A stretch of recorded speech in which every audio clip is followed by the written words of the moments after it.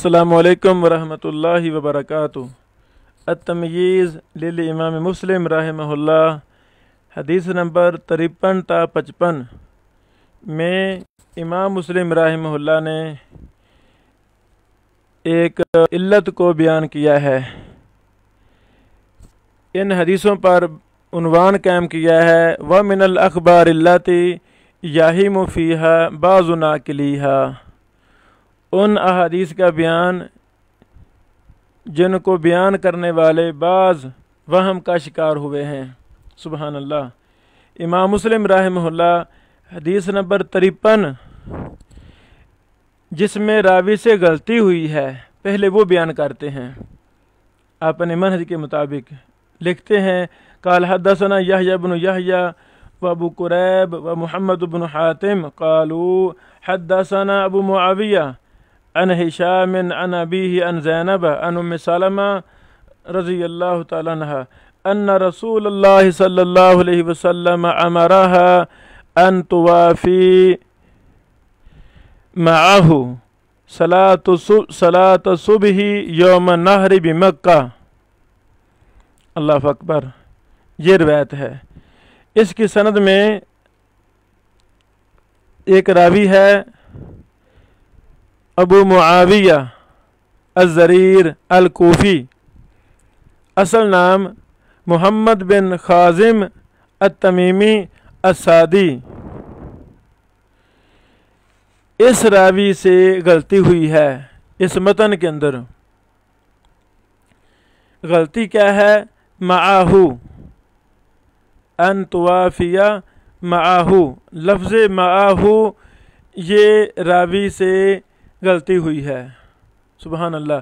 امام ابن عبد البر رحمہ اللہ نے الاستذکار جلد نمبر 3 صفحہ نمبر 594 میں کہا ہے کہ یہ لفظ تھا مکہ۔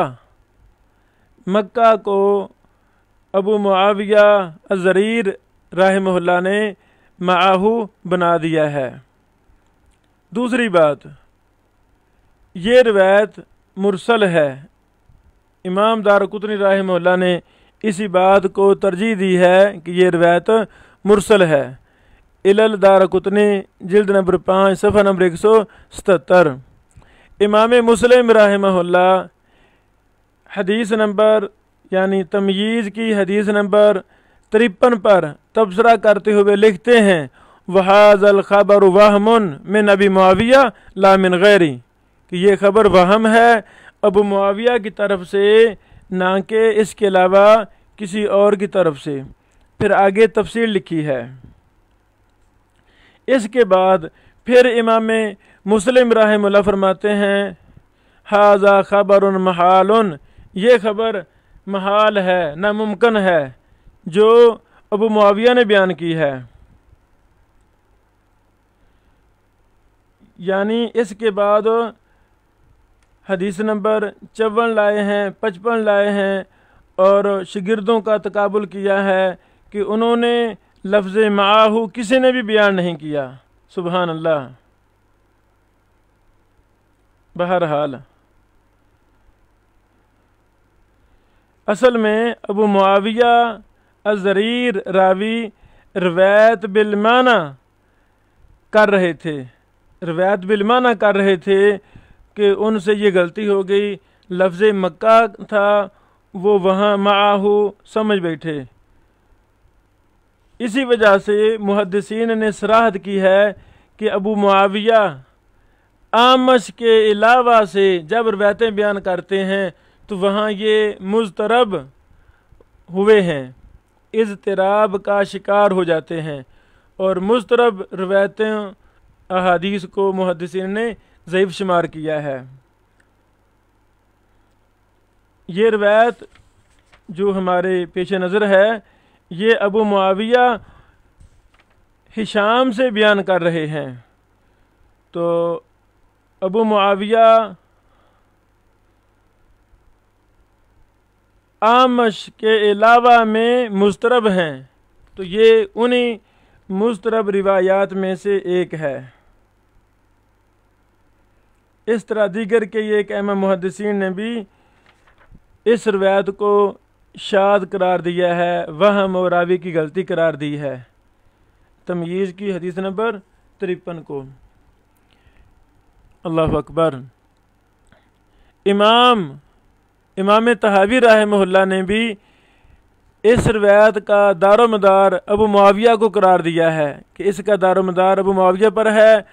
وقد اضطرب فی، اور ابو معاویہ اس میں اضطراب کا شکار ہوئے ہیں۔ یہ حوالہ ہمیں ارواء الغلیل جلد نمبر 4 صفحہ نمبر 279 سے ملا۔ شیخ مقبل بن ہادی الیمنی الوادعی رحمہ اللہ، یہ یمن کے بہت بڑے امام اور محدث تھے، ان کی بڑی خدمات ہیں۔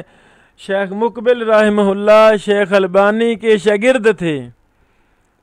یہ جامعہ اسلامیہ مدینہ منورہ میں جب شیخ البانی رحمہ اللہ پڑھایا کرتے تھے تو انہی سالوں میں شیخ مقبل رحمہ اللہ وہاں شیخ البانی رحمہ اللہ سے استفادہ کرتے رہے۔ شیخ البانی رحمہ اللہ نے اپنے بعض دروس میں سلسلہ الہدیٰ والنور میں مقبل صاحب رحمہ اللہ کا ذکر خیر کیا ہے اور کہا ہے کہ یہ ہمارے شاگردوں میں سے ہیں اور ان کی تعریف کی ہے، ماشاءاللہ۔ بہرحال شیخ مقبل رحمہ اللہ نے اسی التمییز کی حدیث نمبر 53 کو اپنی کتاب احادیث معلّہ ظاہرھا الصحہ حدیث نمبر 508 میں اس کو بیان کیا ہے۔ شیخ ماہر یاسین الفحل حافظہ اللہ نے اسی متن پر لفظ معاہو کے اضافہ پر، اس کے مضطرب ہونے پر بڑی مفصل بات کی اپنی کتاب الجامع فی العلل والفوائد جلد نمبر 4 صفحہ نمبر 484 سے یہ بات شروع ہوتی ہے۔ آگے چند ایک صفحات میں اس پر بات کی ہے۔ بارک اللہ فیکم۔ اس طرح ہمیں بھی انشاءاللہ کچھ نہ کچھ ذوق اور شوق اس مبارک فن میں پیدا ہوگا۔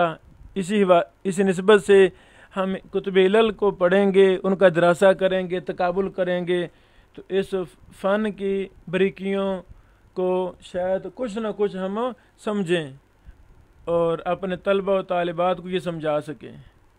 بارک اللہ فیکم۔ السلام علیکم ورحمۃ اللہ وبرکاتہ۔